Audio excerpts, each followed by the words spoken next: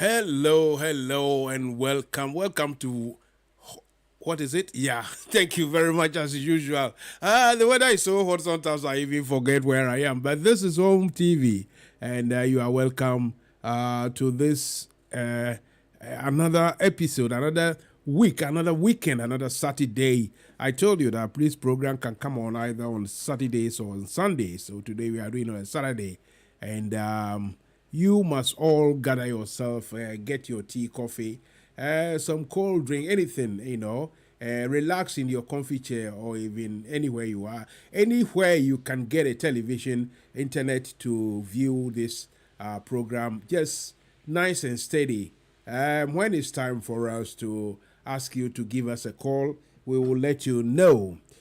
Right, today I have my guest. The guest is prominent in NPP, or let's say Ghana politics, and that is she is the organizer of NPP UK, women's organizer, and she's taking the trouble, the pleasure, or should I say, the opportunity to come and visit our studios this afternoon to discuss issues, so many issues, but mostly and firstly to discuss the 30th anniversary of the NPP party. The party itself was formed, as far as I'm told, in London, in UK, and later it was sent, or they went to Ghana to go there to start start with the local political scene, start with the challenge of the Rawlings administration. So obviously it is 30 years and a lot of issues have gone by. A lot of should I say, water has passed under the bridge. So that Chima will be here very soon. And right now, though, I, MUSA, would like to do my one-man rant, and that is to talk about some issues that is affecting us Ghanaians. That is in particular, but in general, is affecting Black Africans, and that is the question of self-rule, self-reliance. Early in the 50s and 60s, the Africa countries, most of the countries achieved political independence. They had their republican sort of status confirmed, and the idea is for African countries, each and individual African country, to chart their own path, their own course. Obviously, as we say, the world is not an island, or no country is an island. We are not in a vacuum. And if you put all the Ethiopian sort of methods or considerations aside, you see that as a people, as humans, we have to depend on one another. We have to, countries who have to rely on whatever they get from other countries. But then, as humans, we must be able to that is to perform on our own. We have to be able to rely to do what we want to do without, should I say, asking permission, or to without seeking the what we call acceptance of other powerful nations. Of course, powerful nations will always be powerful nations, but the degree at which the African political, socio-economic psyche has plunged into that helplessness and hopelessness.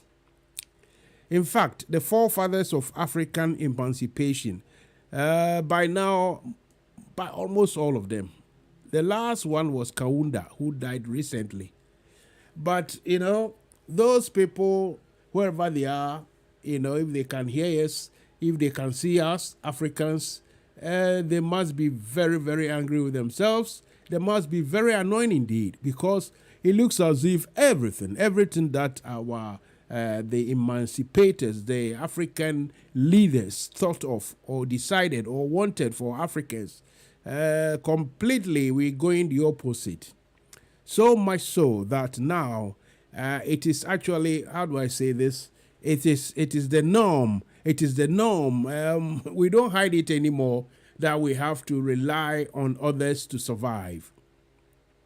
That is where we are now. African countries, we have to rely on others to survive. If you can imagine that my country, Ghana, apparently we import tomatoes, we import corn, maize, you know. Even out for maize, is whenever there is famine or there is drought and there's hunger and the yield didn't, harvest didn't, what we call it, we couldn't achieve the high harvest, or there's no enough food to go around. These things happen. So if you seek help from outside, that's fine. But it looks as if now it has become the norm. We are importing everything. And not only importing, if we were importing with our own monies, our own resources, that's all right, that's fine. But no, we are actually in relying on outsiders for the money that will be used to import, for the money to pay government salaries or the public sector salaries, for the money to pay debt on our debt, to pay interest on our debt, so to speak. The situation is just hopeless. The situation is unacceptable. Look, it is not only happening to Ghana. Even though the degree at which Ghanaians have plunged themselves into indebtedness, or is it what is the word? The Ghana as a country, we owe so much. Now we borrow money to pay some of the interest. We pay the interest on the interest. It is terrible. And I read somewhere that. On this one of these social media stuff platforms, and someone was suggesting that Ghana would need about $1 to $3 billion dollars in a few weeks just to shore up, bring dollars into the system so that the demand, the pressure on the cedi will go down. And I'm thinking, theoretically, that's fine, that's okay. But seriously speaking, we might as well just tell the Americans, beg them, please, you know what? Just allow us to use your currency as our national currency. We might as well tell the Americans that we are going to, we are prepared to use the American dollar as the national currency of Ghana. And in return, they can take care or manage, or they can control our sea, land, and air, everything in the sea, anything in the air, the oxygen, anything, even the sun ray, the cloud, the rain, everything. Americans can take over. They can take over all our resources as well, the human and the natural resources. We can give them all this in return for the permission to use the dollar as a national currency. Because, like I say, at this rate, every time we have to stabilize the cedi, not because Ghana has got so much to sell, we have got oil, we got cocoa, we got rice, we got corn, we got so many things.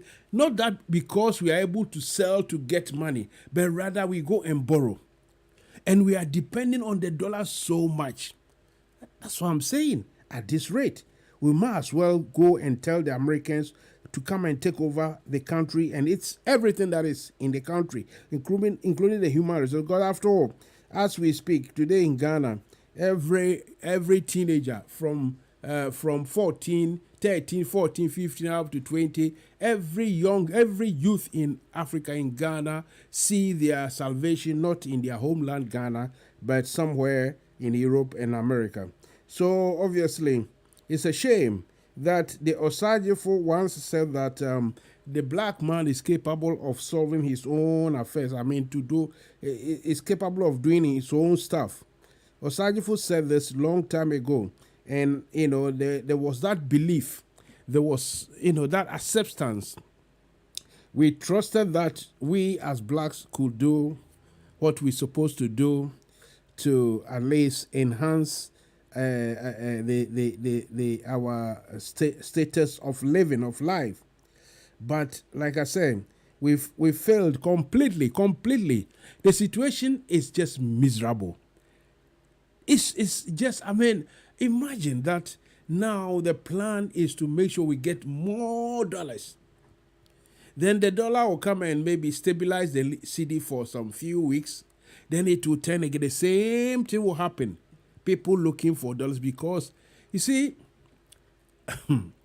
one thing I have to say is that not because, you see, this is happening not because our forefathers, especially Osagyefo Kwame Nkrumah, not because he didn't have the foresight, not because he didn't have the knowledge that a time will come that we will have to depend on our own selves. Osagyefo knew everything and everything, so he planned everything for us. But we are at such a stage that we have to rely on foreigners for their food, for their materials, for everything, and for their money as well. You see, the Osagyefo knew very well that one day we had to depend on ourselves so much so that he knew that we as Ghanaians, we are traders. We are traders. So Osagyefo understood because after all, he knew before he went to US of A and before he went to Europe to go and study, Osagyefo knew that we as Ghanaians, as we say in Akan, ye koto beton for, ye koto and ye beton. Now Osagyefo so tiase say, once adeɛ no sɛ one kasa one produce na sɛ wokoto na obeton wa na che se wo ton abrofo ade ama wo nti Osagyefo na adwen mu no osi NCC industries Osagyefo plan build so much industries so that the plan will be that instead of buy and sell, it will be produce, buy and sell, produce, buy and sell. Nti Osagyefo de produce na beto ade na buy and sell so see nka yem produce answer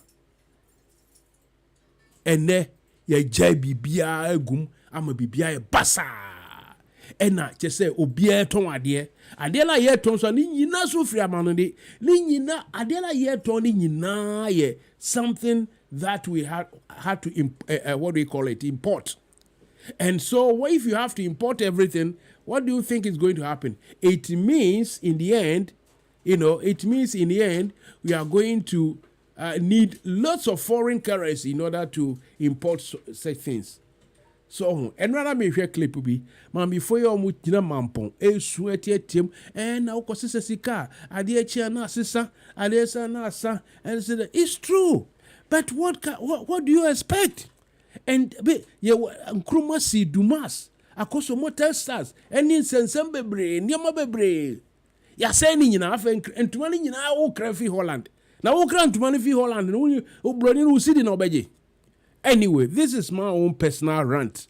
Where you I think the first 10 or so 15 minutes, and we'll be chat to her later. But one day I will come and discuss this in my own personal monologue about the hopelessness and the helplessness of war, not only in Ghana but in Africa. Now though, me the mobile me producer now what your friends saying commercials, ad breaks, ye koba kumbra, ye bar afe na ya introduce your guest my Canada send ye wo NPP UK Women's Organizer your studio ha na ye ni na twetwe komo all about the 30th anniversary NPP. Enti as abrofo Kano, don't go anywhere, stay with us, just get some refreshment and I will be back. We are so baby no for na so man hwa wo de bo pay man wo na kan hu say wo di otu abro so wo tan yem ensa anya dwuma no enidi ITS Pro Center me de me fan it is pro say bia ya tete nkrofo ya ma SIA license na betimi de euro security na wo de akopɛ adwuma wo hwɛ sɛ de na nkofo adwuma sai na wo nya adwuma ba bia me kan fama wo aye ITS Pro Center. What any betty amount here? Not on certificate. Eti adeti na esa wo tena na aka chem se wo nya adwuma ye. ITS Pro Training Center no ɛnyɛ SIA nkwa na yɛyɛ o yɛyɛ CSCS card nso ɛka ho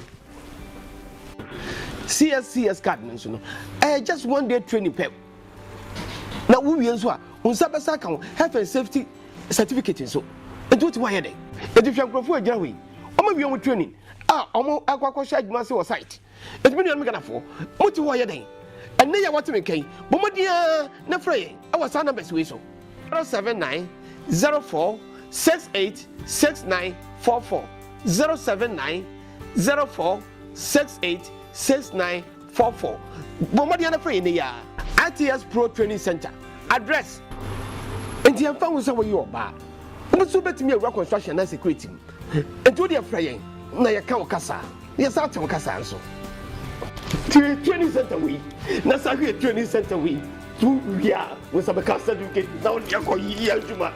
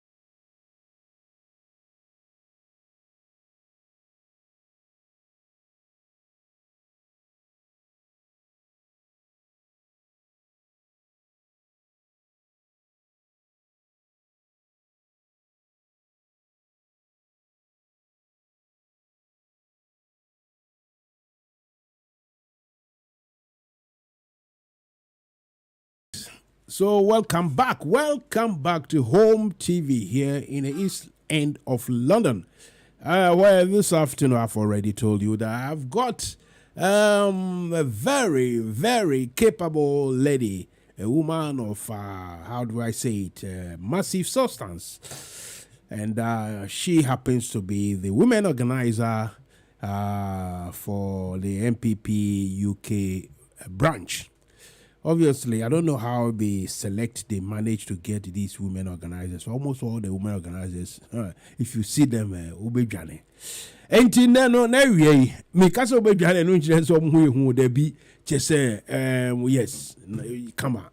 And that means I can NPP for women organizer friends studio on the just wakukudro MUSA obi can sorry diabolical.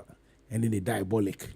But all the same, so no, me edin komo. Me na me pekra senka on no ni the other side of the political game, no. A friend or Miss Mary Gardner, nanka beba no ma be debate. But tamwa dachi hima ebenya kwan no na Mary Gardner e busy. Da Mary Gardner so benya kwan na dachi hima e busy. Me hu tam so mo mienu nyina no. But one day we'll get them to come and debate. And then, Mom dear, let me say, and if and when everything my producer give me the signal, I will completely introduce Madam Patricia A. Boachi.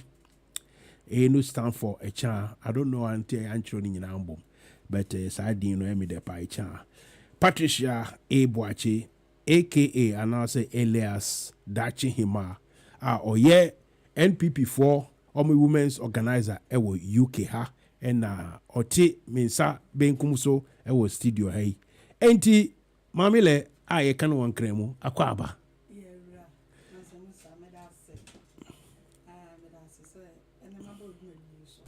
no me mom na me da wase anyway it was what me abre be 2-5 years ni me started say me enye yes, of course. Hada, yes. I see. Enti nanse su tu kwanga kra. Oh, me ko Ghana me bedroom Wednesday. E ko to manager. Oko kromudi. Ndim go di 1 week. Oko to aba. Congress. Me refuse. Even you say abe to 2024 na fe oko to the entemwa. I see. And no, I don't know. Okay. Oh. Need you exercise in Libya. Yes. His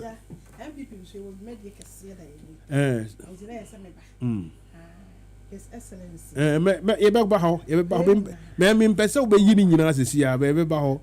But Ghana de Okwa, and number we are into Ama first and foremost, not why fine.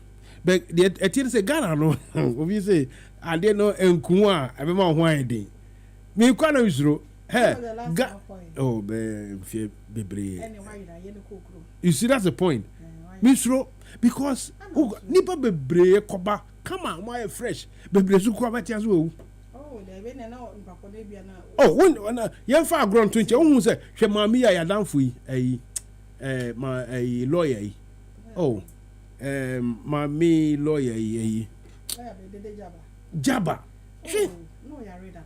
Fair enough. Yeah, but no, but senior ni won intended Ghana. And number 1 or 2 crofo be or question or take care mu and the ya no. Every day. It won't never by way is part of into mommy's row. Why all right. So we are now and put to do my MPP, and I'm pessimistic, and I'm pessimistic. Right. Oh, yes. Brilliant. Oh, yes. Adriania Bupa, Obedi organic. No, organic in them is so bedi, but send you a bunani, nane tonwe, nane price. Ne price, ne. Me for hand because by then, say Chromo Hano. And yet, Adriania, more chance like the other budget, no, and yet by any contumely, any garden or the budget. Into had ye, ni body, ye crab, ni body, and the fact make a gun idea. make a Ghana some. Yes. 20 cities. What is somebody saying? 20 cities. They say now I £2. Exactly. What me talk by the bear me 9 million 20 cities. Now you tia nipa ka saying 1 hour ahina you tia fan say laborers ahina we dey fan say laborer ni be say in an hour. And they say what and now him say what oh sorry me can't say me introduce you know. Oh okay. Oh debi and I say me nka say bi e be debi yanka bi e me emi de say wo chirechire mu nti say bia wo hwa laborer ni me pay the lowest pay no obeji be fan say £10 a day. £10 a day. Tell me working out. Because don't forget say Ghana in working hours. Obi a teacher ni. So Jimmy 1 month now yeah, they omoji pay. Maybe it's not for 1 year. You omoka. They be fenu nyina twinche me ka pay keke me che say obi oye ti o unsa hanu labor o construction site bi a omo ye first security ni ade omo pay na wo form enti na me bu sa o say so obi a ono ni pay wanye obi oye manager na say chief executive debi obi a ni pay wo form no hwe a obeji em fan say 1 month no o sisi a day obenya be £10 because you work hourly day and you say when I was starting you kwa say £20 no £2 no £20 cedis enti na o patch say ye and am kabisi me person me twa adwen bu say say enti say sa na tie dia na kire say pay no moji no eno so mu odu ti say waji pay wa ha na wo ti Ghana pay a woji na mu odu utumi de ye ne oma they say dia betumi de aye wa hai e na dance ko so sikana ebi so omo di e me say han kro bi antumi si dan ha no kra ne dance e di enti enye me chance mansa musa wo de compare a higher working hourly Ghana working hourly so no musa enti it can never be the same me mean you chimo wo na wakwa aba na me bu sa na wo so na se be wo political field no me say bia wahwehwe we mu ntina me enye se me challenge dia me pa hia say ye fan say wo na woka so 20 cedis na say £2 wa enti me pa hu say Ghana ni a oye labor ni gini sika ti say ti me ba wo se krom ha me ba me de bus na ba yo we de o card no eto ba bus no so a the whole London obetim the bus na chia ni ato £4 sa £4 ni fan say be saying and 40 cedis or Ghana se bia wo kuta 40 cedis a Ghana no transport send na obetim dia because baby am mete obetim dia chi the whole Accra the whole day so one fat drop na obetim trot the whole day e what the whole Accra 3 cities the whole day whatever baby a person ko bia 3 cities 2 cities 5 cities so one fat a year drop na obetim dia chi the whole day okay fair enough say it sad dia anyway no e say me e start who can dance e kra me si jai ho because enye ho na me hwe say ne de who sit down dance here one of the biggest commitment any power be enti anu de who timi ka say oh but on ma otomuko otomto say sikana ni nyina e manage no de obegana obi emma abuchire da okobi obi eja pade wa chen won me no wa of course they send you 50 the way you manage yourself yes you can cope it is life like it's like this everywhere who say a Greek for problem is here 2000 and is it about 2010 about Greek for Greece omunya problems with basic asem nonsense your friends Sri Lanka the same problem but still I know been muti ho manage ye nti omo twini ye nti no the generality na ye na hwe and yet say everything is roses no ebi ho toyin ebi ho chie the same thing to say yet ebi ho chire ebi ho toyin and that is life I see enti your friend is saying before I bet to us ye wa share koma nkrofo nyina emomba be gina wachi na me can be the insane go from shimpa e bi gumi so mansa musa unie sana unie when obi say me mama see me ho ofe obi so me ya kire asema kura ni anyway mami musa o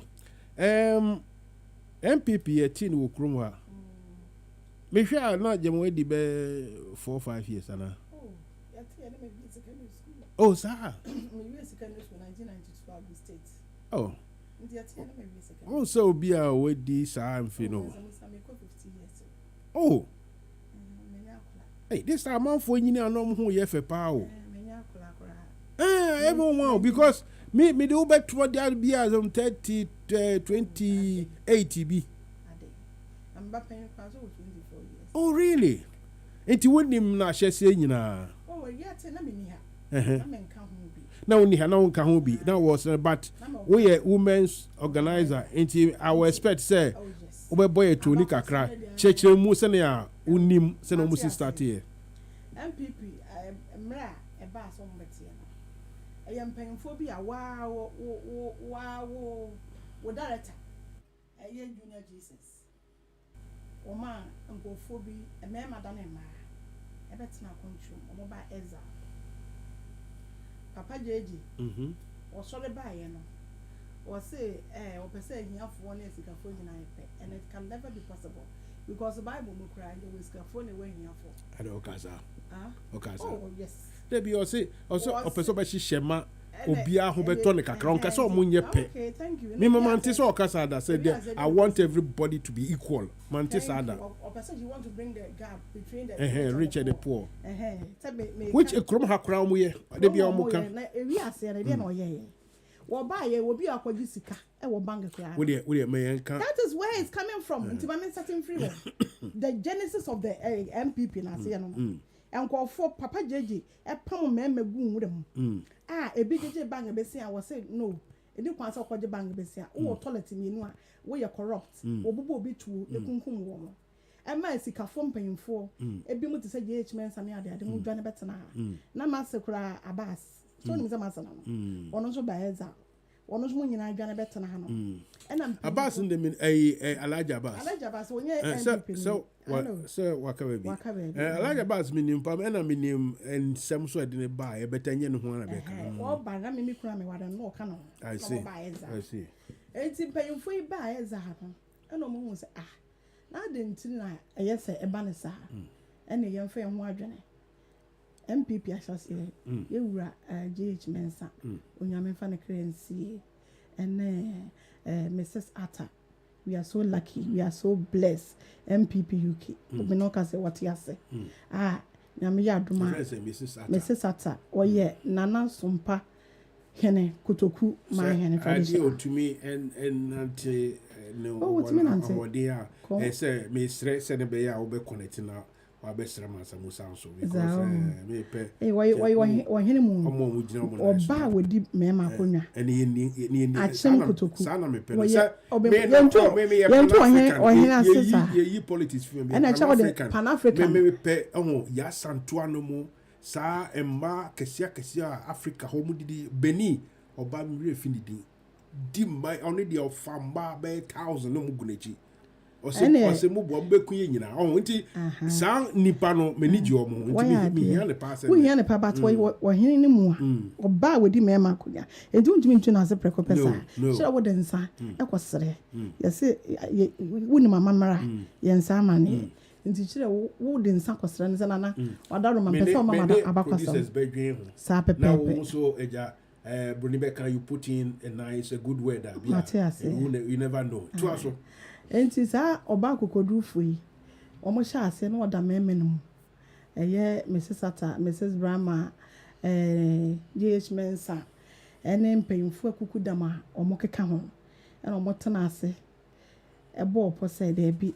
eye say yeje yachi ye nya na somdwiem eni ti kwan be so ne yebekọ na yakoboa yempan ene ne MPP ashase omo started to say de maba osidium ha sebi obi dem eye Mrs. Atta ne life no ta na friend but woye nana sompa hene kotoku ma hene ena meka na se me no ka se wo UK ha wotumi badwumade ni bia obehu ne se wote apakem one na ebe che program no enti MPP no na hyase no na ye de ba ye no na mpanyimfo nyina agya hokọ wo mo ne bedi se adwumadie ya ene ama memenya ano a mabetena studio ha me ka sei enyo ma na mo so a adwuma pa o mo ye anke ye ne MPP UK nke ni ho enti ya wasede bia sampanyimfo yi ene yese de ma wo mo ama wo mo ba ya wo mo papa wo mo boye ene wo mo ko Ghana wo mo de ko kan ye wura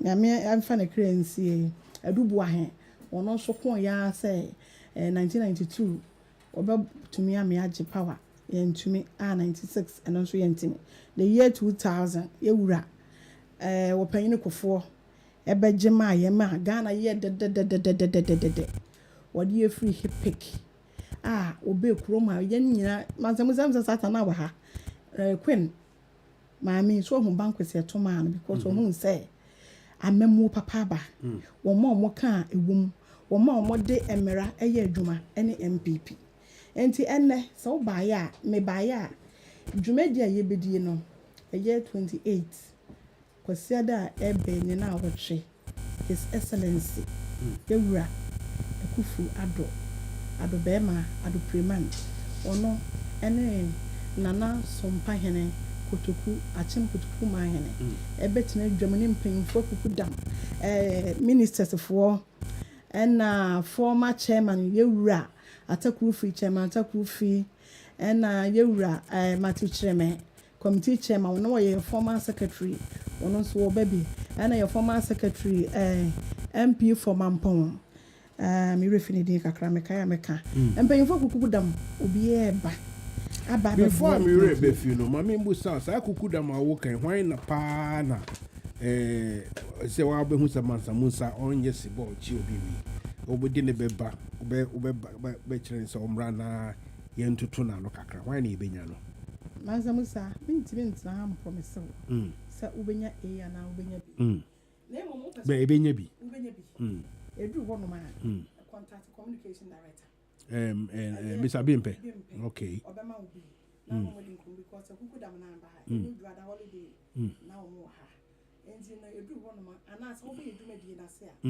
atem so ubenya empemfo no bebre no na wo mama history o ma yet pa no mo what to say na sompa hema ya mebu ne sompa hene o buy the medi 28 royal banquet take it here £50 per ubenya no na na kasasa na odaloma na papa sam mo ji £50 no ye say ye dey music na dey party na ada yi when na ba bebo when na ba bebo shata wale ana say we yala e dey ntina kasa £50 say MUSA na here for baby mo wo ye hia ni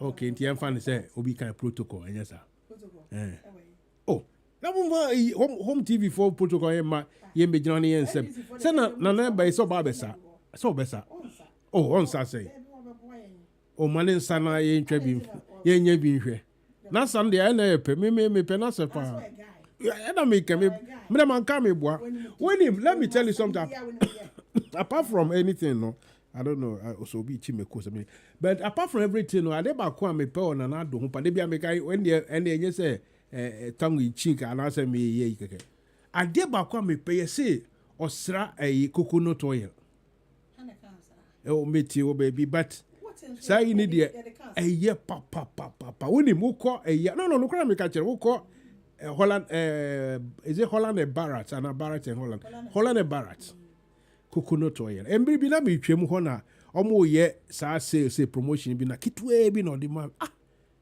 me say coconut oil hwam ana me besra e fi ho me kwa me koto intimate sa obi program so na me ti say so na na do osra coconut oil na me say o and me say well I don't know say Ghana for ye bianca ye pa because what they say okwa wala na share butter nyina Ghana for they be the ye ba se ne be ye ma sent in kama no share butter one of our ladies are imponing or yes share butter now share butter nia o manager di we say o Google Holland Barrett na o Google coconut oil la on be ya ye na and the say media agwa no na me so me use so enti me ne no there's one thing in common with Nanado the coconut oil me ni je ho pa share butter sound okay ono so supply baby Holland and Barrett ko am say what be right enti no o si on be sa program nche say mo wo 30th anniversary a mo ye no mo say royal banquet enu kra wo he ma call pen bet Tottenham Wood Green ana Wood Green woni mo say kro oh yes stadium no I think about 5 minutes from the stadium. Na ofa soro ho kaka ofa me hu ba bia wo kan yes outside ni very simple but we remu heavy pa me hu ba bia wo kan Royal Banquet brilliant and a date in that ben 28th of August Sunday a week I see. And what is the program? Because young far growing in Antunche, you people are in a very good way. You people, your party, your government is not in the best of. You can say, we need good books at the moment. Ghana for any so me share some ibi ane run ma me phobia asante mampon ma me ba ko de onya kro besu osi me NPP ni mapa na me no me ho ni say mo be ye bibia mo betumi edi hope bi aba ma Ghana for anya bi ate ana say ye pure MPP for program amodi ba ba jimoni any year as such ye be kind the history of MPP a bit say nipa bebre abam JH Mensa ebu edin omo bebre aba omo nim so wono kra we founding member of MPP UK SK Buafo e obi nim so we founding member of MPP UK and ye can say lawyer JBewa former ambassador to US obi nim so we MPP UK founding member Mrs. Akoma nim obi nim so we founding member some painful when you member me to omo me ha prechum MP for so prechum dey say na say kura me call a briefing you know say me who we founding member me ti so kan no kura na ka o so be ba han so do gym last minute do gym o be ba abenya na oh there be o ma no ka me di ne ho ya me de me kan mo bi ate interest o nyuma ne do so wash me boss o me ba me dey aye program ya fly that day no aye ba o say o me ti me ma Musa say me menye obi a menye MP enso ma so obo e disappointed wo enyuma ne do so me ye just a women's organizer enso enyuma do so not to talk about MP minister enti enye se bia wadada enyuma ne do so what you say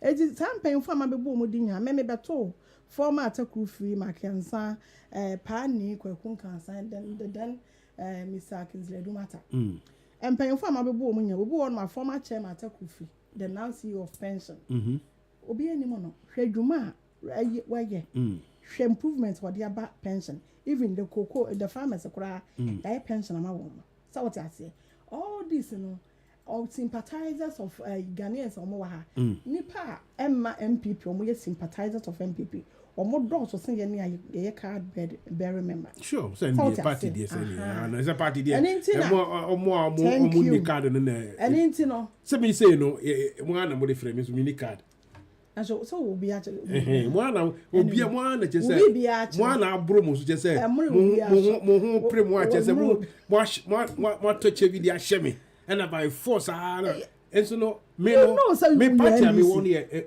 se Kwame Nkrumah pa me nyesi video omo nyina corrupt Kwame Nkrumah ono kasa na ye party ono kasa ono aka Kwame Nkrumah no eye me bosom me saman me Jesus esa ye party eye Ghana inti ho ne de sa no ka Kwame Nkrumah sam so de ne nkan ne ye nkone because Kwame Nkrumah wa amwa yen I'm telling you anyway me how bebre because what the whole party abo from but we from na ho Kwame Nkrumah wadi hwammo papa ene me ama no sa papa bia minim so otio by now yeah anyway enti no okay enti wo say on be sakeke na mo be yeah be kind the history of how MPP came before mo be church mu kakra no wo ba kire say because of Rollins revolution by of course revolution by there are no more be why they did it in excess Brunibeka say broso and there will be a more we didn't get it right and I said he didn't get it right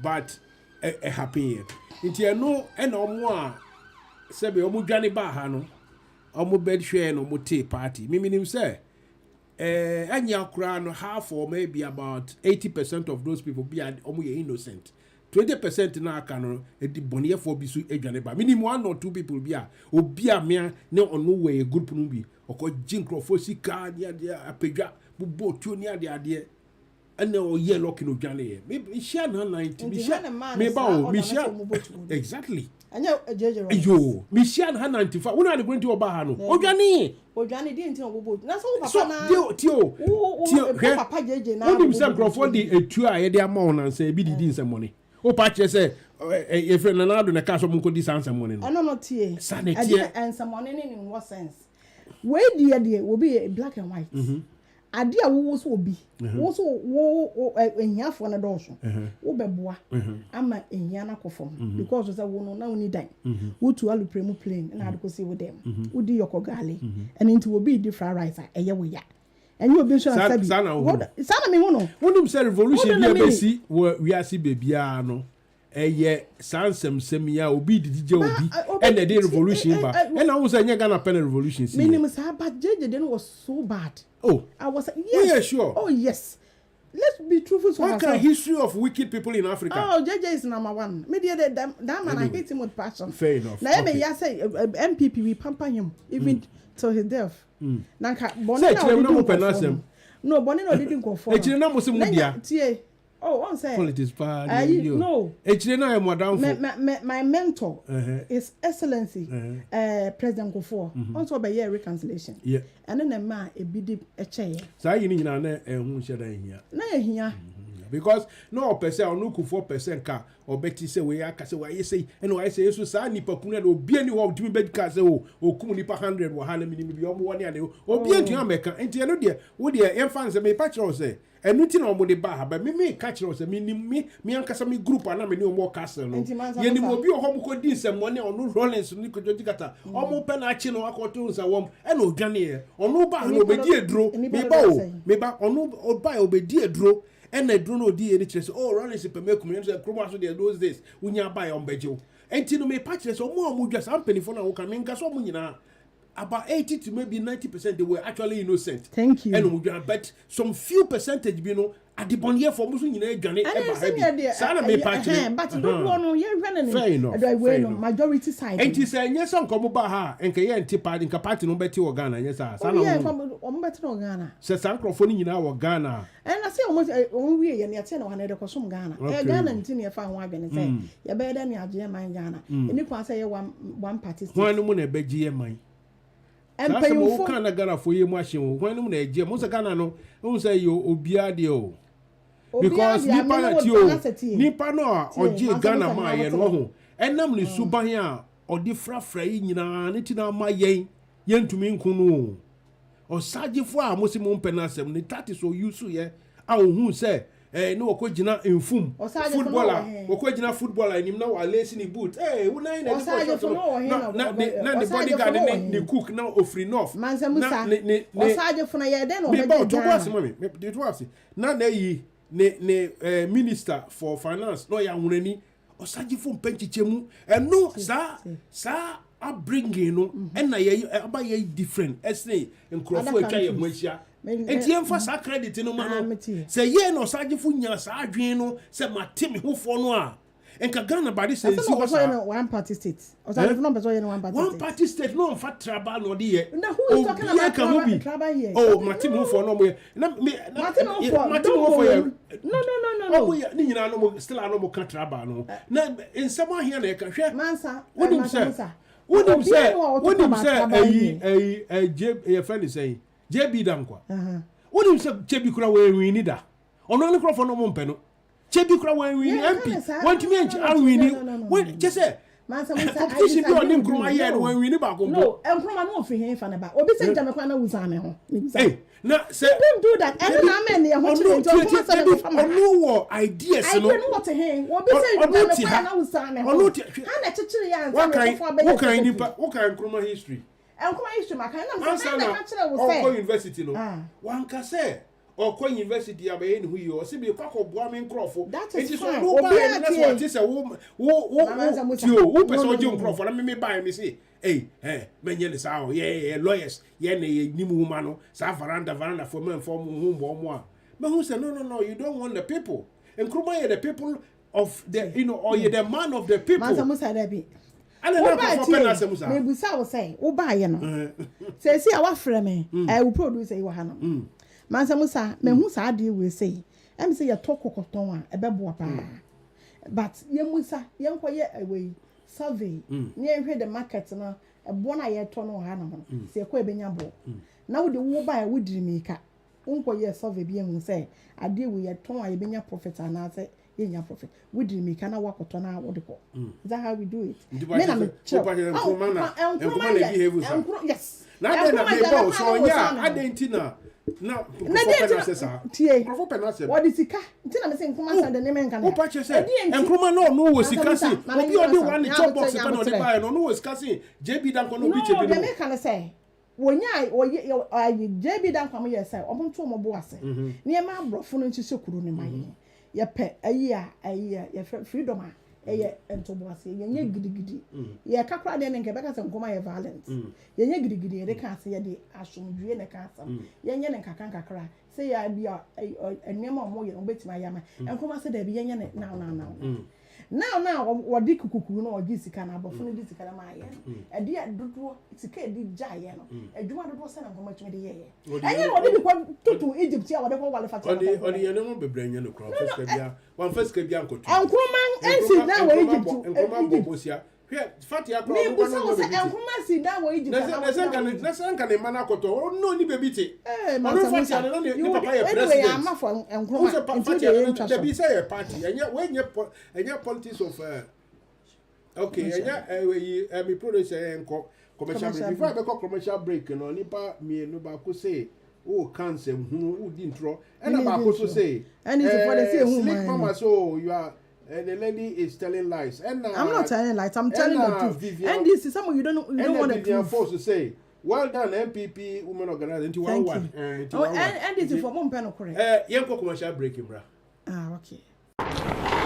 If we are so for baby no for Kenas was one man. Would you pay money? Now, can we say, would you 12 bros? I would tell him. And sign judgment any ITS Pro Center. ITS Pro Center, me dey find it is pro. I just say bia ya tetin crofo, ya mount SIA license. Now bet me dey security. Now dey akopɛ adwuma. O hwɛ sɛ dey na nkofo adwuma sign no wonya adwuma. Ba bia me kan fama wo aye ITS Pro Center. Ɛhɔ any bet me amount it na on account certificate. That was a short commercial break by my producer to tell me one or two things. And what bano mene dachi hima ono ye women's organizer ma NPP for UK na okay, thank you. Ma chire menyaka say enche bia omuba bedi the anniversary no ho dwuma ewo Royal Banquet Hall bia ewo North East London. In fact, baby, I want say we name geography in Crown. O figure na after oba o kase helicopter na plane from Kosi Tottenham Stadium one. Let's say wa ben ho. Let's say krom do beka so kokuma. O koka we beka so kokuma. Sintu de yen kase obi ba London no ti play ma. Udu uko pilot no ne cabin ho aka pilot ye dru baby Tottenham ho. O say o and then my parachute.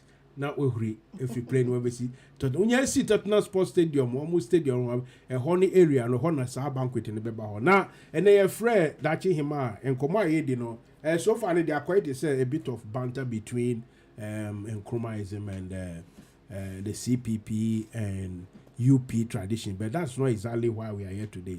And then no sa banquet and sa the 30th anniversary no home come on and you know what is the actual, your friend is saying, program, no? Minimsa will say, President Ebeba, who's a Mr. Mbisa will say, is there something Ghana for Benya Faso and I MPP for program? And MPP for program, I Ghana for program. And I say, me no go so me buy no. Now we can about companies are egu Ghana and I'm a boy. Yeah, we man company. And I will say, you to me every. And I say, you to me produce bibia, you turn bibia, so you to me produce radio. And then I'm more see no and whole children because eh naka e gwana ye di no. Oh, me person me kan Nkrumah same you be Nkrumah nyan same no so. Yeah, nye buy and sell pen ye produce buy and sell until this industry they say no be any why ye to me produce be so ye pe bi and tomorrow na kan ye wo dumas no e nyina dumas ne ATL akoso motor style media ne ade they say nyina cra free Holland e bi fi Singapore fi they say edum ribia we say compa America for so yesre mo ma ye national sika no ye di dollar mom na mo so mo be fa kro no ansa sa woje wonim sa wode ntuma fi akwa Ghana obeboka wonim sa ntuma ya atare che GTP aye me national women's organizer kejemfo a me ko Ghana no de man GTP okay and na wo ton ntuma £10 efri akwa Ghana wontimi nton anyway any dem be twa mu keke bet adwuma edi dem pesa me kan say 30th anniversary na ye bedien it's about history of MPP and how far MPP has brought Ghana dwuma di a ye die ama Ghana ene ye hu bebi ye gina MPP ba ye ade ade ene ya ye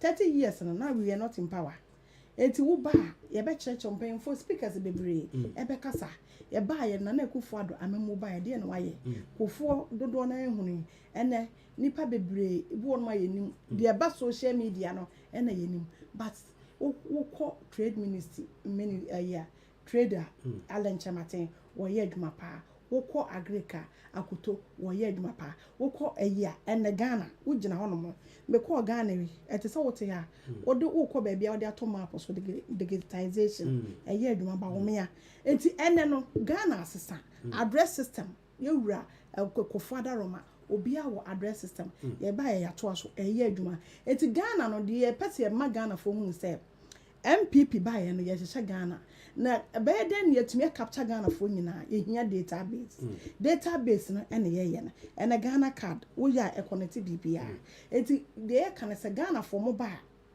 is open to everybody not only MPP who to take it £50 now ba oba beten some day oba beti nyuma MPP aban a fitting for 30 years in ye nia bem ne ba bem from President Kofo e pen so be pam saadre ye be church o de ya ye nyina President Kofo be ye nyuma NDC for ya na omo say omo ye labor for ha but what kind of history of UK NHIS labor na de buy NDC for you have never introduced any one single policy but to talk about MPP you go a lot of policies say eh more man Ghana mo nyina efiri MPP eti de yeka say Ghana for momra na mo metie abakwasam na mo metie ade a ebema Ghana akonanim na de ntire a eyese 2024 MPP sa tena so ne eto abama MPP because apart from MPP no omo maka nyo muntimi nye Ghana for ewo gidi wo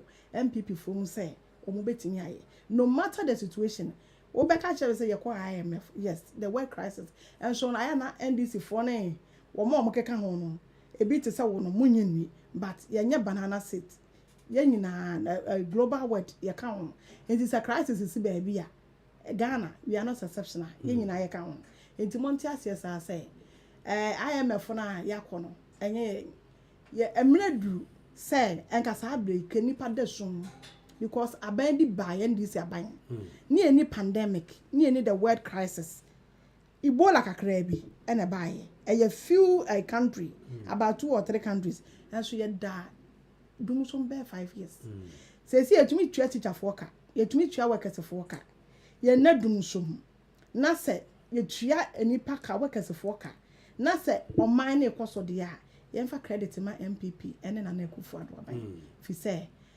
ya ye adwuma ne gusu ye wo ma sabi mpreduasa wo mo nim de no ana wo ma dwe won hu say ye ba ye no economy ne peke ya until say COVID and Ukraine and talk we dey ho bagim enya sade a enka Ghana ken ye friend krabebe na me say MPP tena so cha ebedrum maybe no Ghana wo kwakura be refuse visa ya mama said the wo ba UK refuse no enti de ye kan say momra metie nsempa ensam de omo fande ye no ya me adom dodo na ate ase kakra bi na efri mo ba they will be the best person to give you the history of MPP UK and MPP as a whole. I see. Now mo ba ye bibi say fundraising bi ana me patcho an mo fundraising am dey dey fundraising say dey be ameka some MPP NDC for na mo abema mo dey mo say sika ba ebe cheche wa ha ye de yenye ne saa emre duru say MPP yenya baby a ye ne ya beku ye meeting ye hall because hall na iko meeting no ye han enti fundraising no ye boy ye totototonto boa kakra na ye de apɛ baabi te sɛ mo ha sɛ de mo wosidio sɛ ya MPP ye betimi asɔre aka sɛ MPP office ni MPP hall ya ye meeting ye de sabesi ye boa kasa ye ne aye dia enti fundraising no ase no I see na omo ba producer ensuo bi o ho na say we money bi anoma ewia ni nti utum ni nsuo studio any problem we try mo no famre o man fa si o de si use fa utumi de fa man ena ma ewia si echi nti utumi no nsuo no na ye free mutie mansa musa me ne da chi hima na etwetwe nkomo about their ongoing your problem on okay your friends occasion of 30th anniversary your be home program or North London nkomo na ye di no na Mr. let me read this one now before quickly. You read this one no, suggest a quick one okay where your former chairman until I say so wo ba na wo beti mo former chairman ye hwan atakufi your former chairman be mensa oh enye cancer onye media ma akura man tis wa ye interview ba akura na chairman be akura ni no man yes sir mami camera say me media man ti me board so obia wa chairman be akura ni it doesn't matter obia chairman surum o kasapa me ti say wa chiro bibi poda hana ka kire wo na wo send bi MANSA MUSA na da ya chiro ya family one de bi say wa chiro speech anye make just say so I say bia as a chairman the speech bia wa kan be function wa ye obi bi ni ade me pe bi etie me si me hu bi da na so wonya MPP ne wo ma ye so bo ye program na say as a politician no you don't only talk for your party you talk for to Ghanaians into assemble as a chairman no wa kan me pe bi etie that's all you former chairman before Kwapun Kansa before my cancer Atakufi sure soldier one day the CEO of pension why a lot of reforms of pension into go buy some painful way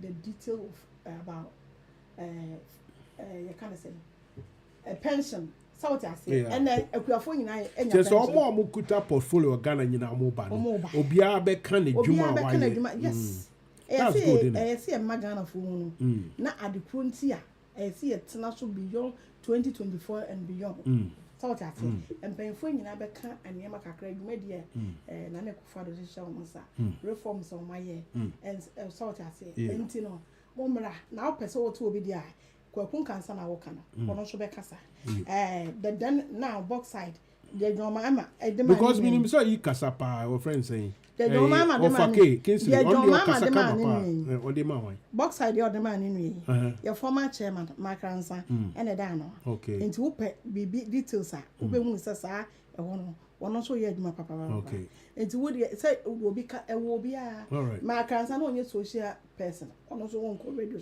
obi a won field no chairman dear say want to mean kasa obadwom in front of me okay I wouldn't condemn him but you are condemning him but he hasn't impressed me at all and maybe she hasn't come to a program doesn't mean that she doesn't no not my program he doesn't talk anywhere how do you know anyway Mr. Nana Owusu or say that chima you do all keep it up thank you na mama usa o I am we yes our program we encourage no mbeba no when they etua saka no obi ade ne bottom sika ne etua sa wo hu say me am say me can be say ya jeje £50 ticket o ka say because say we are funding ourselves are you funding the entourage mo company for ni nyina ne mo hotels no mo kasa na mo fund it individual na mo ba no o ma na fund o ma de any mo hotel accommodation ni bibia yes o ma na fund you have it on record, provable record, say, enye official sources. No. Okay. If you are doing it by ourselves, obviously, MCM fans the president, they bet me, for corporate, they took one, if I saw took out Ghana, demon to honor any bodyguards, they met say, but the Aka be Benny dear. The patch and your Ghana Sika. Okay. Macassi, a baby Ghana Sika. Mr. Sabi, me claim me say, as for the president in the ones hold on the old twin casse, on no funny bottom sika. O took there be on the so took as a president. It's already as a bicycle can use a fine, and there be no problem. But omo mo cano obi bebrebe obi obebia de bottom sika obi obebia etwa ne hotel enti no enye ne fa no nya ban so na fa ndo when him say we know you betumi afine there out to say auditor general near there say okay fair enough I don't know I don't know why yes I dey we Ghana. What is the reason Ghana ya yebi nti ade na ese musa be yetet nti mu yetet anniversary no me ba o mu yetet anniversary no mu aye ba ko Ghana mu be ye wo UK no ma ko ye ba ko so America I suppose me pa cho me ni America but me busa him say I suppose me wo UK Ghana me tell we say the MPP no yet be o Ghana asan yet be wa the funding members for no and omo ye omo ade nti is sponsored by ourselves and your government bia na sponsor ye ne ana sponsor ya de anything you don't take it no ne asan fundraising na dey ato your hall I betimi akọ meeting no and it's nothing to do with the government and your government na sponsor said the NDT for ya no mo ye no and I mean, Busa be son, I hear co break me say, who she wants to say, Ghana, find out, just say, send a yetino, say, Niji Nimu, Papa.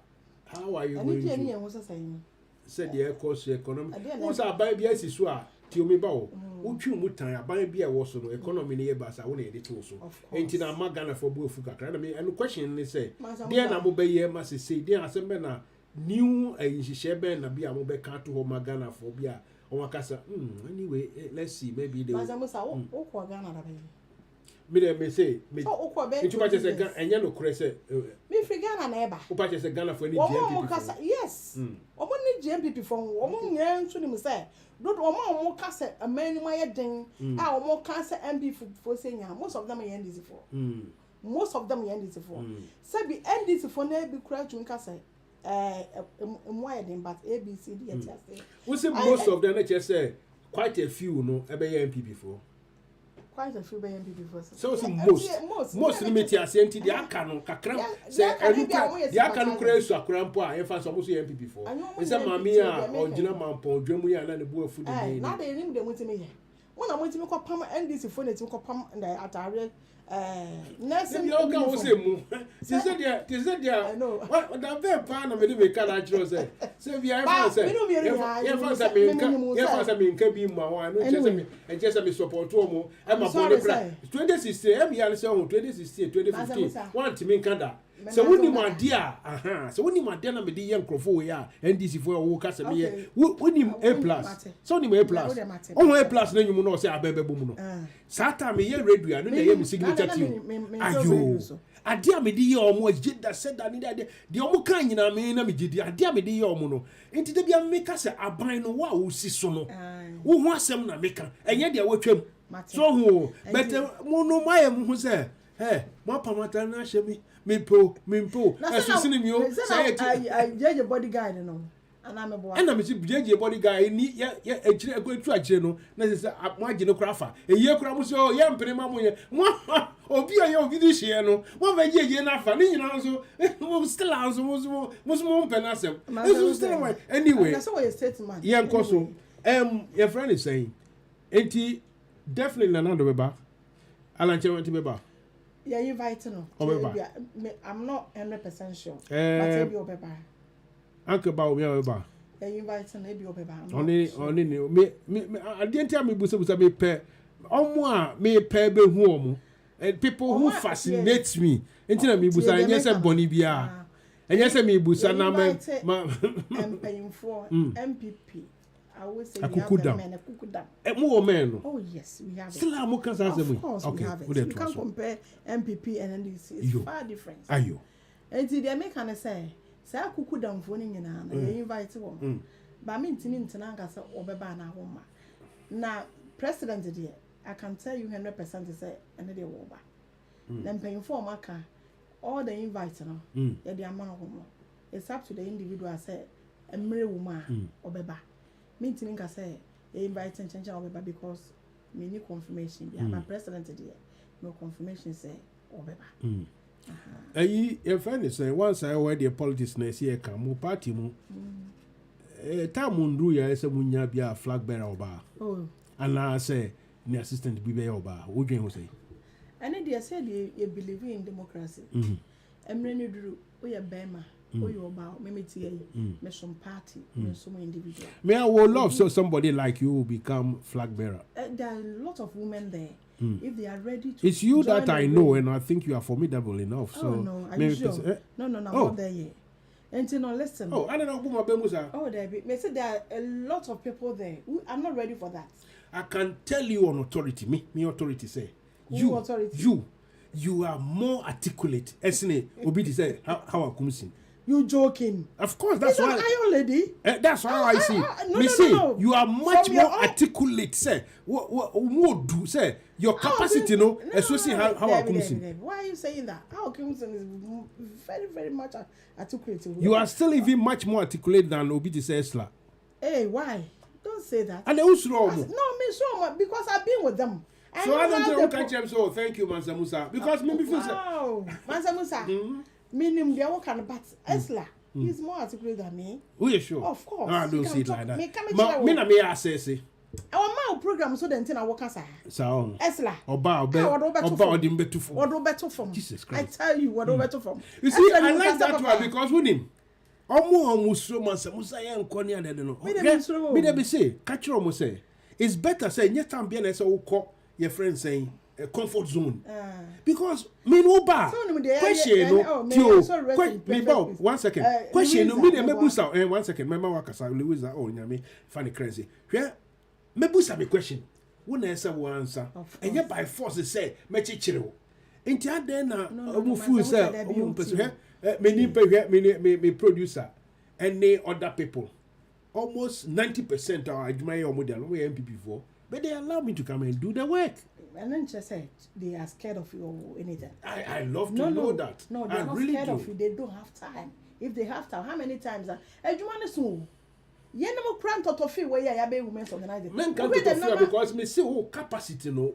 Essing how Kusi. No. How Kusi there? Almost our boy Jumani ada. Only on can be you. Hey, why I only let them telling you. No kuta safi say what to pull mo. And then do you follow how I come sin? Do you follow Esla also?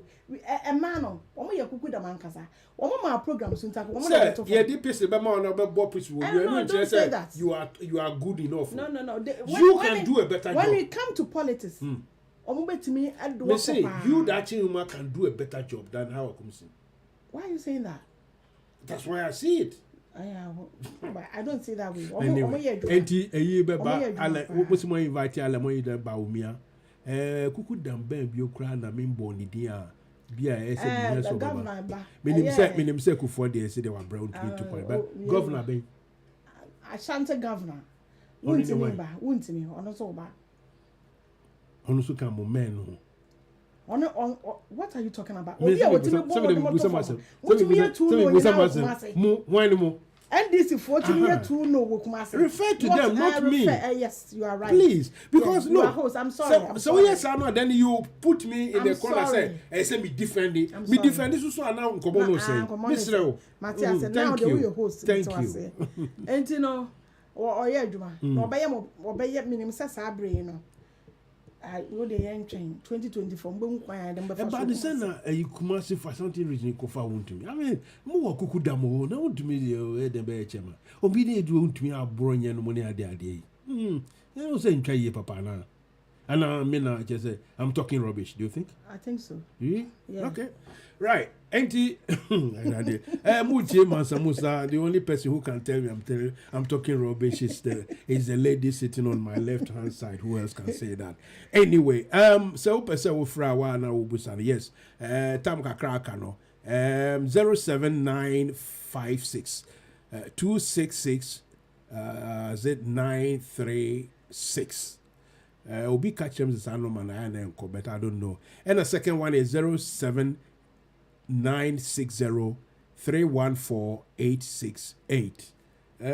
Last week, producer now will be say number no na bakwa beto so man instead of say na ntinam says they say yaye ni ye enti wa opesa wo friend no friend tem enne ye pon ya na ya pon ye fani nti wa opesa wo friend no friend na busa either in support of Dachima and her MPP, or if you have any adverse question or any contradictory sort of message or anything, you can call and I will give you the airtime. Say you want streamline no so wa ofra o akasa no utumi de phone no ehwe wanim na oba be to TV no so utumi use stream so you can, you know. Anyway, so still with internal politics. Now say me say e krum hankasa no na I say mintimi ho ase kakra bi because say must solve all those problems. Before is it before I'm say before the election no Mia madam for Kingsley Edumata Ewini kama but na I say yes na problem kakra wo ana anya no kre anya no say about what the problem be e say ne ketrema akonya etofia obia wo right so problem. I don't see it as a problem there. Problem be no ya to abawi ye nyina obi ti say Nana Jebi. So no Nana Jebi. Oh, Nana Jebi. He's a tough guy, very clever man. Yeah. And so people man for man no. Oh, say the one me pretty. One person wa bre.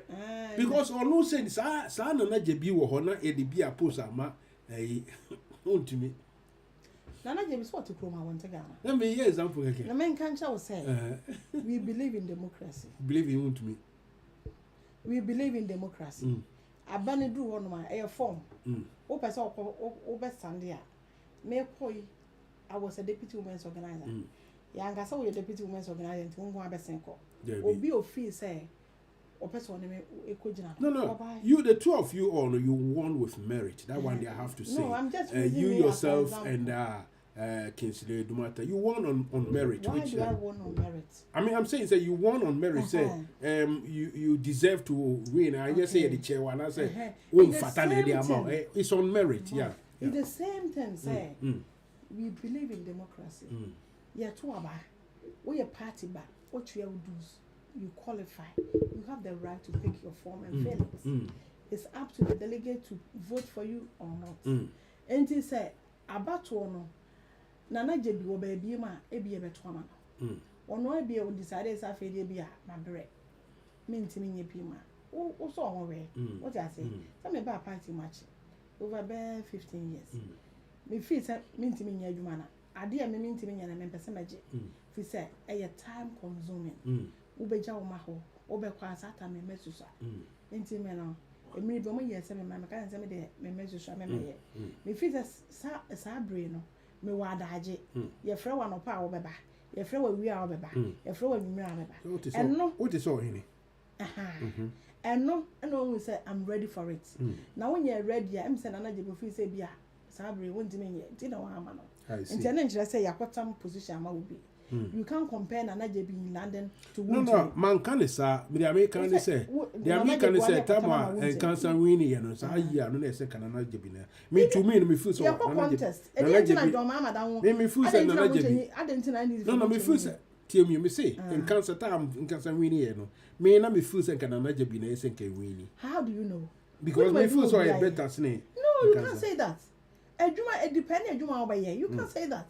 We started 2 years. We started Kwakun Cancer was started way back. No, we are deputy organizer. And the Juma na 1 day Juma. We started from somewhere. So what I say? And you say a bedroom 2 months, 3 months. I was in a position. No, you need to be there for the people.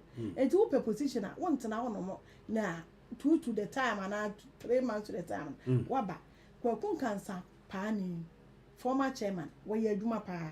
No, you before by your chairman or your organizer. Work all the chapters. And I said, Nana Jebi one call on. Do you think say one more one now no way you gonna or my trauma? No. Sunday and yet say on a silver platter say what obi say me okay maybe send pakori or say are you people you guys paid we tell because I oh you enjoy it's a voluntary job. Okay, it's good to clear that one. Yes. Now My question is, a groom hands, does money change hands? Like we don't do in that. Ghana, it happens. Yes, both but NPP here, and DC. No, nobody paid money. No, nothing changes hands. We are more than that. I have. Thank you. Why don't you give the same sort of tangible advice? Say, look, we do. The way our politics in the year, yes.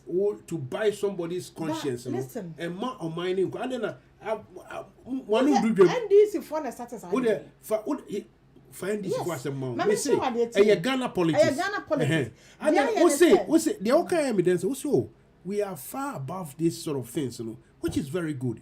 Yaba Kromwebe who say, look, your politics are politics, policies, any programs, and they say, but what catch maybe so what catch them for Ghana said, the Omuyeno, your own Shenomunja, and your mean Cassette, the Papa Comis, Ghana politics. Ghana politics. And Quafona will cost less or more far bamman. You are demanding money from you. And you're going to pay your years ago. Woman, a yes or more to a man. Woman, they demand to come. It's what Ghana and Sana Ghana no. Said the Ghana city. I think that a woman in our baby guha. Near hanging in our Ghana. Now we share baby. Yes, I and I say, just say, ye boo mine in such a way, say, Obia on the Cacrebidia. A bema omo bu omo who say, oh, me go £100, 100 cedis. After all, no, they are me do one day, Crebro 100 me obisika. Inti say ye bu money ye no bia on the Juma ye, obia on the cacrowdy to the bottom. Sa assessment no subetwa and only me nyaage sa de we say nyina kofa ba ye NDC e Saturday bentoa Manchester e me man kofo me hu se eto aba Manchester e bentoa kana menti ase no ade no che bentoa aye bu NDC for no so me fan no omo che ye fan so mo de extreme no mo che bentoa mo extreme no na mo che me bicycle it is a bicycle. Okay, nothing go baby, obi or chair bicycle, you also go to the bicycle, aren't it? The bicycle. Anyway, listen,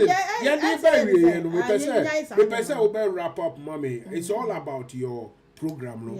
Now, say we are a train, no, the pure typical politics. And no person who opponent American Mbabe Shimano dear and no nya anniversary yeah MPP phones and dear Mube Shetatati and now person mammy are regime no be so you are ready to come and also may demand it and now may demand this say at least 2 of the top gurus may they show us where they may they show us a choir of first obey you good office it me a year and they say be wa ho fe na wo dia dead o mo de mienu abrem wo ha e be me dedodo me dia we dia adwuma me dia ma ya sama me dia ma enti they say no tam kakra waka no madam fu bi ne fada no ya nwani na wa do banchi phone bro ya leja wa to trotro bi those days tro oven and watch koto paint na sign writer no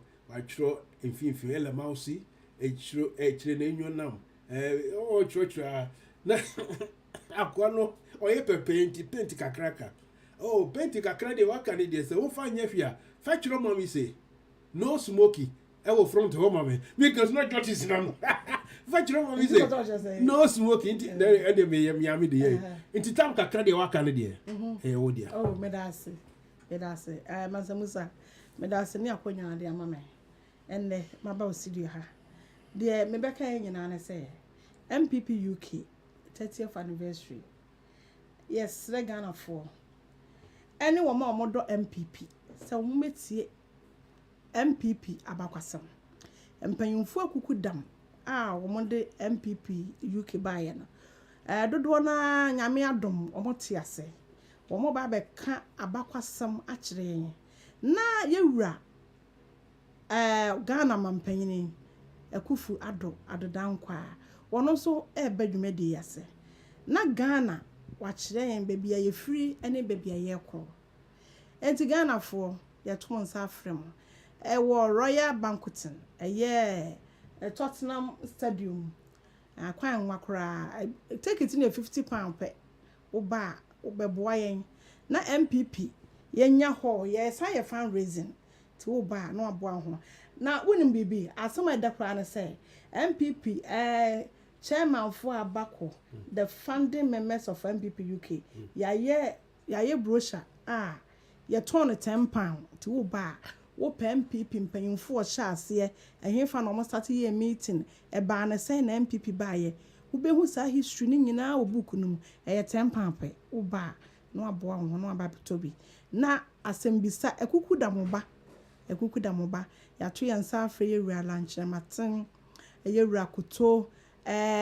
chema wuntimi abronye onabo amprechum mampon MP osan cabinet minister chese kuku dam ye wura CEO of pension ane wa makuafo nyina anya pension e bin si da kire MPP amemum ye wura takufi the former chairman of MPP UK ono so wo ba wode nsem papa ensem ode ebegu wono ti eto nsa frega fo nyina samomra na mometie nsem ode na ye nyina ye mfa ni gie ni ehu de oman Ghana eko because MPP nkuane oman a abanya ebetimi ama oman Ghana akonanim ewo mu sesesi an ewiase ba bia ye den Ghana is not exceptional mu aye den kakra ye nkase bibia ye kama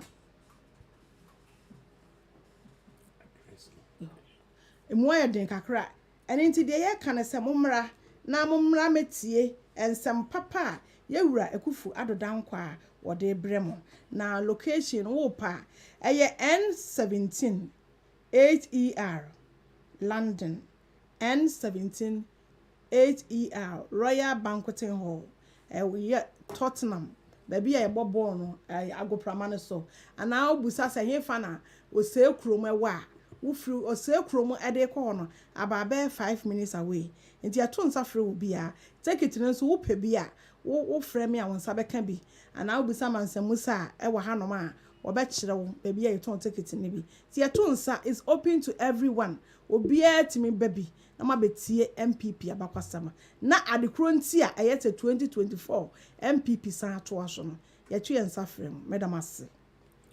Right, where dear, we can was summarize program so there's not much to say. The only thing I will say is a small question be I want to say more other cover mamo program. Oh yeah, Ghana for me refi.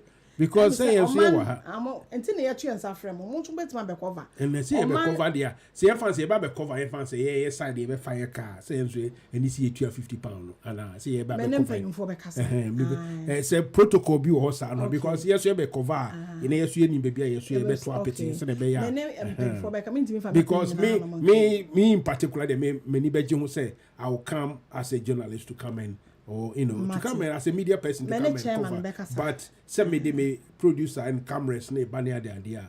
We will need a pass. We will need a permission. No idea be remove. Many paying for Bekasa. Why? Right. So enone asemuno MPP 30th anniversary, which is happening here in London, and the address, as you heard from Honorable Dachima, I'm the only one who can say Honorable Dachima, but she's Madam Sister Pat, Madam Patricia A.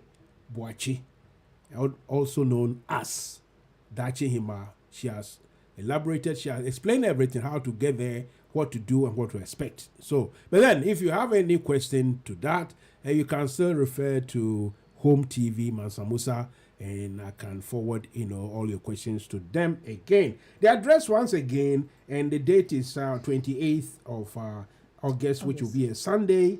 And they didn't put a time here, but I'm sure it's in the evening. Yeah, in the evening. From 6 p.m. to 11 p.m. Okay. Yeah. And so it's N17, that's November 17, 8ER, in November 17, 8 Echo Romeo in London.